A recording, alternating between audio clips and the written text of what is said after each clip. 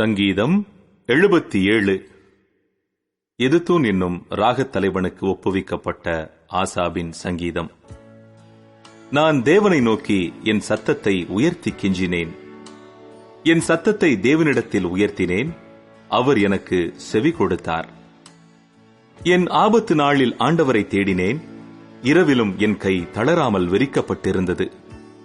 என் ஆத்துமா ஆறுதல் அடையாமற் போயிற்று. நான் தேவனை நினைத்த போது அலறினேன். நான் தியானிக்கும் போது என் ஆவி தொய்ந்து போயிற்று. நான் தூங்காதபடி என் கண்ணிமைகளை பிடித்திருக்கிறீர். நான் பேச மாட்டாதபடி சஞ்சலப்படுகிறேன். பூர்வ நாட்களையும் ஆதி காலத்து வருஷங்களையும் சிந்திக்கிறேன். ராக்காலத்தில் என் சங்கீதத்தை நான் நினைத்து என் இருதயத்தோடே சம்பாஷித்துக் கொள்ளுகிறேன்.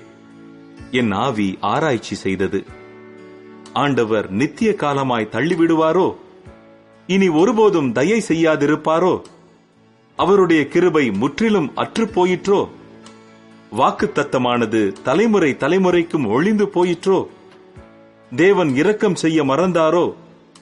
கோபத்தினாலே தமது உருக்கமான இரக்கங்களை அடைத்துக் கொண்டாரோ என்றேன்.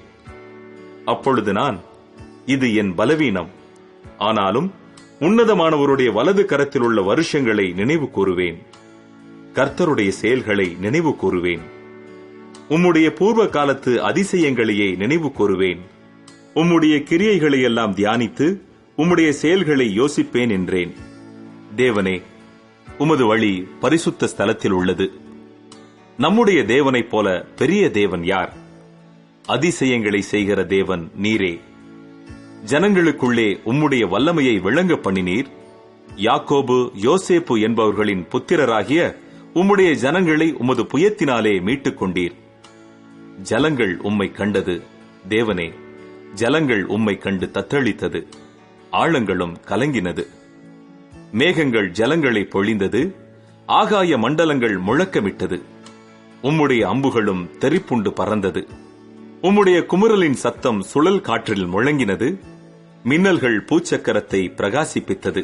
பூமி குலுங்கி அதிர்ந்தது. உமது வழி கடலிலும் உமது பாதைகள் திரண்ட தண்ணீர்களிலும் இருந்தது. உமது காலடிகள் தெரியப்படாமற் போயிற்று.